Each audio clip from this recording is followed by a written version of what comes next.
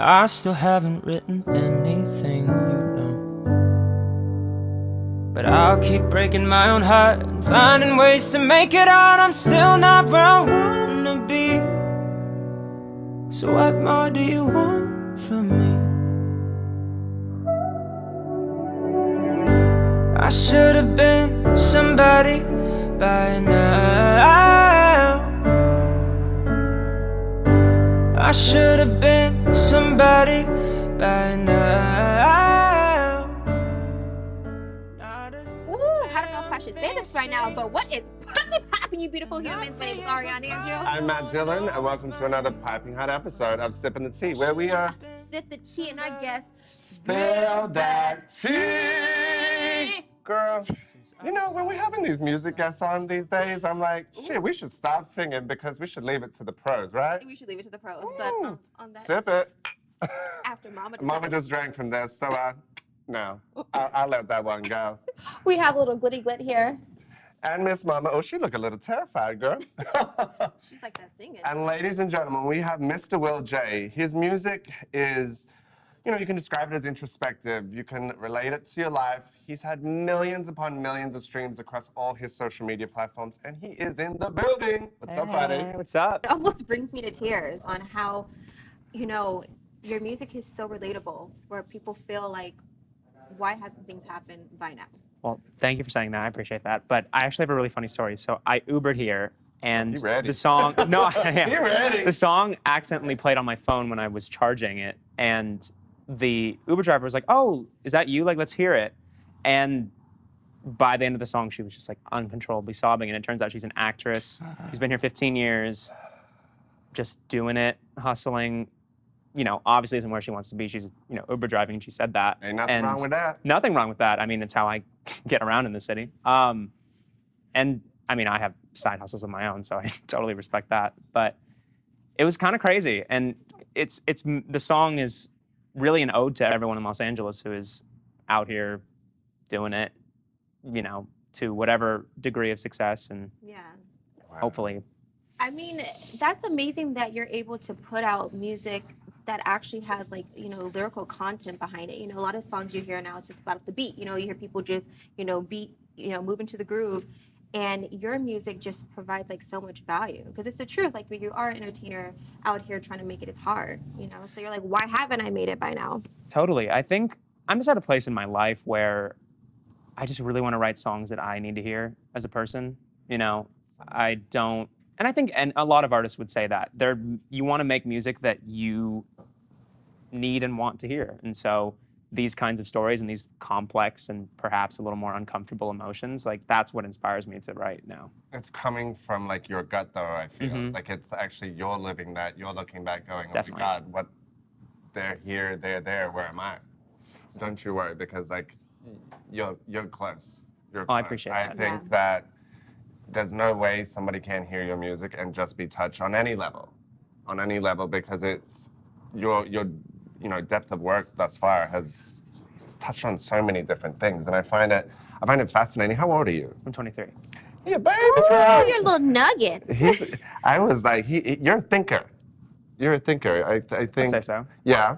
Do you like the songwriting component of things as opposed to, like, being out there performing? Is that, like, where do you sit in that process? Definitely. I mean, I like both. I mean, I grew up performing all the time. That was what I wanted to do. And then maybe around age 12, 13, I started, like, really writing my own stuff. And I felt like it's just, there's so many avenues and outlets to express yourself. And I think, but I like both equally. It's just being creative. Okay, so I read in this interview that, you know, you were a little bit nervous about rocking, you know, your pink suit for your shoot. And I love how you just said, you know what, I'm just going to do it. I'm just going to be comfortable in the skin I'm in. So can you walk us through that and, you know, talk us through that moment? And what I cannot talk today. What makes you a gangster? Jesus Christ, I am, like, struggling. Guys, I'm struggling over here today. She got it. Yeah, take us through. Yeah, I mean, I think that was, like, a turning point for me to realize that I'm comfortable in who I am and also what I'm not. I think I spent so long trying to be society's definition of what makes a masculine man. and failing at it, honestly, because I was never into sports. I liked to dance. I like to sing. I did all these, I guess, traditionally feminine things, even the clothes that I wear. And it just, that marked a turning point because I was nervous to put out that pink suit because I was like, people are going to think that I'm super girly and they're not going to like it. And then I just realized those people were never going to like me anyway. Oh, I like that. And I might as well do me and hopefully inspire somebody else in the process. Because that's a better game for me than trying to please people that probably wouldn't like me. Yeah, but then you're staying true to yourself. Absolutely. And I feel like, especially nowadays, society places the stigmas like, okay, if you wear pink, it's for a girl, blue. It's like all these stereotypes and all these things that people feel like they have to fit this mold. And I feel like when you can finally just say, F it, that's where true happiness comes in because you're not trying to please everyone, like you said. Totally. And I think that that's amazing. Everything is a spectrum, and it's not just masculinity and femininity, sexuality and gender identity. Like there's such a gray area that I think society doesn't allow people to be in. And I think it's important to realize that just do you, and who cares? I mean, fun. I've been living that. Have fun, but when you do you though, it makes you happy. Yeah. And I don't give a fuck what anybody else thinks around me. Because in terms of what the naysayers and what that noise is, once you let go of that and actually just start being you, and I feel like that runs through your music. Whether it's just talking about the masculinity, where it's talking about love, life passing you by. I was like, your music really kind of hits on those notes. It's almost like a memoir that you're creating.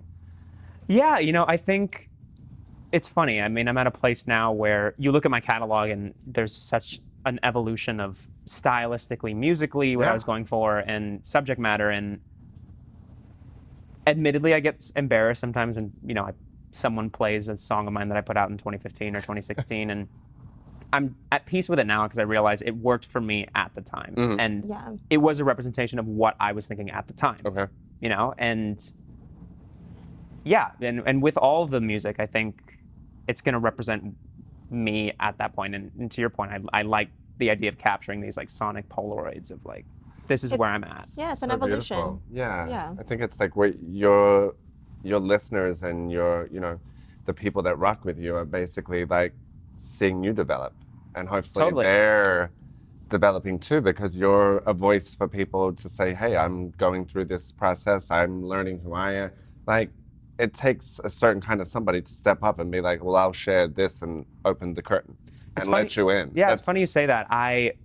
So I got my start in a boy band and I was 14, 15, and most of my fan base. Last week. I was like, last week? Yeah, he'd be like, he'd be youngin'. I was like, it's continue, but I was like, girl, he looked young. That's funny. I'll take that. Take it, run with it. Take it and run. Trust the feeling. Yeah, so most of our fan base was honestly like young girls at the same age as me. And that's been such a cool thing. I left that group when I was 18, I'm 23 now.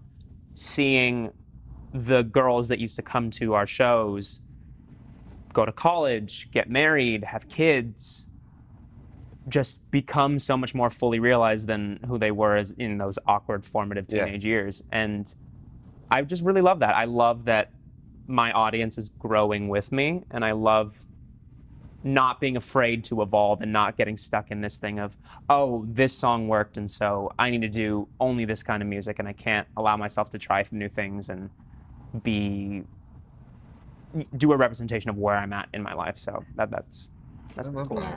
You're so mature for your age. I mean, you just have so much wisdom. Do you think that comes from like family, or what do you think that has made you be so mature for your age? Because it's just how you talk, how you write. It's like it's like you've been here before. Ooh. Okay. Well, I don't even know how to respond to that. I don't know. I was fortunate enough to have a really good family around me. Support system? Yeah, definitely. My mom's a librarian, and so I spent a lot of time reading as a kid. And so I've always tried to just entertain new perspectives on life and keep a really open mind in every aspect of my life. I Yeah, I don't even know if I've answered that question. I appreciate it. Thank you. No, just because so many people get caught up to living in LA and living the lifestyle where they lose themselves, but you're so grounded, you know exactly what you want, you know exactly who you are. And it's rare to find people at that age that have kind of conquered that. It takes time, you know. They usually say like, you need to get around my age, in your 30s. I'm like, girl, I don't know about that. That's when you really start to figure it out. So. Totally. And to what you just said, I know who I am right now, but I also, you know, Socrates has this great quote, like, all I know is that I don't. And I take solace in that. It's like, I know who I am. Flip that right Ooh, now. wait, I'm gonna need you to You say. might need to say it there. That's a gem. This one's dropping gems. Damn. Yeah, I don't really know anything, and that weirdly feels like a secret that so many people don't know. They get so caught up in trying to figure everything out, and it's like, you don't really. Just keep an open mind. Just you know. become the best version of yourself every Exactly. day, you know? That's all you can do. It's very interesting hearing the discussion and what have you. I think, you know, the representation of you, young Asian American man, looking into that, you know, you're touching in your music on so many things, and you have these fans and like people that are following and you know, really going with you. Do you ever feel pressure to like, you know, be at a certain level to like, you know, to make sure that, you know, that you're not living that life, you know what I mean? That these people look up to you. Do you ever feel that pressure ever? I think definitely the way that I started out, especially so young, there definitely was a pressure on me to not mess up, to not, and that's also a cultural thing, I think, in Asian culture especially. It's like there is this idealized version of perfection that you just have to be, you know? So there definitely was pressure at first to not mess up and to always feel like I had it all together and to not be transparent. And, you know, talking about like music, the evolution of my music, I love every song and what it did for me at the time, but at the same time, there is a clear growth in terms of honesty. I think, you know, by now being kind of the pinnacle of that. I really, you've ripped it open completely. Yeah. And it is off. There is literally like, this is me. Yeah, well, And this, in this moment. yeah. Yeah. This is me in this moment. And I think that's such a beautiful thing to look at, especially when you do have, you did come from the boy band, impressionable young teenager, and you were young yourself. Yeah. So the fact that you're now this scope and now you're at the end of it releasing this song, I'm like, I can't wait to see. Yeah, I'm like, what's next? Yeah, what is next? What's next for you? I mean, a lot more music. So by now, and I Can Only Write My Name, the song I put out before that, was a project that I'm basically spanning over a year. I'm going to put out a song a month, and then at the end, package it as an album. Okay. Oh, that's okay. So we'll see. And to what I've been saying, I don't really have like releases lined up. I'm kind of just writing them as they come. Okay. I wrote By Now a couple months ago. I Can Only Write My Name. I put out 3 weeks after I wrote it. So it's kind of like, I really want people to get an inside look on what exactly I'm feeling at the time. So it's like a book. Yeah. Kind But of. it's in like a the sense. book, the chapters are Yeah, dropping. The totally. minute, like, wow. That's a fascinating approach. We'll see. I mean, honestly, feeding the content beast is lovely. Yeah, no, true. Do you ever envisage like major label, all of that? Do you have that, being that you started in a boy band and Well, you had know a machine? Yeah. I mean, you know what's funny? I've been independent my whole solo career, and By Now came from a place of me feeling like I was in a situation where I had everything, and I had a taste, and I got jaded because I knew what it takes to like really do it, like on that level. And when I put out By Now, like a lot of industry people like reached out to me and emailed me and set up meetings, and it just makes me laugh because I wrote that song because nobody was reaching out to me, you know? And so to answer your question, I've been around too long to jump at the first paperwork that gets thrown on the table. Yeah, you value yourself. I want to do it on the level of the people that I look up to. And so I want to tour, I want to put out album after album. I need that infrastructure to really, you know, achieve what I always set out to do. But it would have to be the right situation. And I wouldn't compromise. I'm too sure of myself now to compromise anything. And I don't want a label coming in and filling in those blanks for me when I have filled them all. But that's the magic Yeah. right there, that you know, again, you know exactly what it is that you want. You're not willing to settle for less. And I mean, I can relate to that too. With my past career and what I'm doing now, it's like, it's actually great when you're able to have that, to be like a free agent, because you learn so much. You learn so much, and then you know now what you don't want and what you do want. Absolutely. And you harness that personal power that we all possess. Yeah. It's just like some people get so blindsided by that, and somebody comes in, puts a hand in whatever it is you're doing, whether it's art or just anything, and you lose sight of that. You lose sight of the idea that you can be in charge of what you're doing, and you can do literally anything that you set your mind to. It's Yeah. tough out there, but it's It like is. that is the truth. You can literally do anything you set your mind to. Yeah. It doesn't mean it's going to be a hop, skip, and a jump to that finish line. No, and that it finish, never is. That finish line is always changing too. I want to go just quickly a little deeper because I feel like reading some of your press and looking at some of the history, and we touched on it with the Asian American community. The media and the hoopla right now, it feels like the Asian American community is being represented more so in film, Yeah. in TV. I'm not sure whether in music, to be honest. I see like very much across that. I feel like there's a gap, so step on forward. Let's pop it in. Let's go. Hey, I'm gunning for it. Are so. you? What does that feel like to finally see? Because some of the biggest movies of last year, this year, and to come are all run intrinsically as part of the Asian American culture, and it's a discussion. Finally. Absolutely. Yeah. It's, How does that feel? It's funny you say that. It's super exciting to have a seat at the table, honestly. Not to, shout out to Here, there's the table. No, I didn't mean to. Solange, her album is amazing. I was just thinking about that. Yeah, just to have discussions and to see Asian Americans actually speaking out about this stuff when we spent so long just kind of, having frustrated dinner conversations, but never like tweeting about it, never making it a movement. That's been amazing. At the same time, to your point, musically, there still is definitely a need. I will say though, because I can only speak from my experience, when I left I Am 5, my old band, and I first started doing meetings as a solo artist, every single one I was always told, before I even played any music, before I really had a chance to say anything, it was, what's your Asia strategy? Do you want to go to Asia first? That's what I think you should do. I don't see it for you here. Like that heavy. kind of Wow. language. Yeah. And that's just not the case anymore. And granted, Hello. people are coming to me now, which is nice. Yeah. But I don't hear that anymore, which is, to me, progress, at least in my experience. I would agree. And it's cool to know that, because I thought, not that I was ever ashamed to be of the way that I looked or where I came from, but I always saw it as like another wall that I'd have to get over because I was told so many times that there's no one that looks like you, so how do we know, But I think little by little, and I'm certainly doing this not just for me, I'm doing it for the 10-year-old me that needed somebody who looked like me to look up to, so. This one's dropping the truth Right? bombs, and I really Yeah, am you're here for it. Yeah, and you're I'm here breaking for it. barriers. If you think about, artists, whatever it is, people who've made movements, if they listened to what everybody said, then we wouldn't have half the things that we have now. Of course. If you just would have been like, oh, well, you're not good enough, and you just like, oh, okay, well, I'm not, then you know what I mean?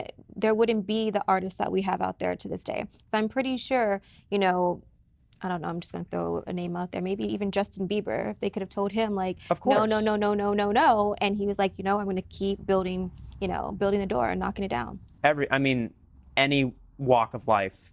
I don't know if you guys saw the Ruth Bader Ginsburg movie, but No. the amount of obstacles that she had to face, like, it made me be like, okay, I don't have problems compared to her. Like, That's the thing, looking at perspective and looking at being happy and healthy and all of that jazz makes it, there's never really big problems, but it's like we all want and deserve to reach for the stars and have Absolutely. that dream. And I'm like, I definitely, your genre and the way your music resonates with anyone I've ever played it for, and clearly through Spotify and you got a base of people. Reach out this, and I can't wait to see the next year progress for you. Well, thank you. Well, I'm just excited to continue to put stuff out that feels good to me, and just continue to maybe even slightly uncomfortable, be honest. But that's why it's working. And that, yes, because that's what people are thinking what you're saying. They're just afraid to say it. You know what I mean? Yeah. So it's what, I've noticed even if you follow like certain people on Instagram, the more authentic people are, the more people gravitate. Because it's like, Absolutely. I'm thinking exactly what you're saying. People can smell bullshit, Oh, bye, bitch. Does my breath smell? Yeah, girl, it really does today. Bye, girl. Anyways. Okay, so for people who are living under a rock, can you let everybody know where they can follow you and the whole nine right here on this camera? So Will J. I have YouTube, Twitter, Instagram, Spotify, Apple Music, anywhere that they sell and stream music, you can find me. So yeah, I'm putting out a song a month, so stay tuned. Ooh, yes. You can follow me across the board at Ariane Andrew and this little nugget at Glitty Glit. You can follow me at Matt Dillon 1983, and I won't wake the bees because she's got a particularly bad case of the moods today, let me tell you. Oh, she's giving a stank look right now. But I want to thank you again for being here, and we always cheers it out. Yes. Let's do it. Cheers. Thank you so much. Cheers. All right, guys. Until next time on Ever Talk TV, catch Sippin' the Tea on Tuesdays. Yes, Henny. Yeah, you got the wrong number. Click.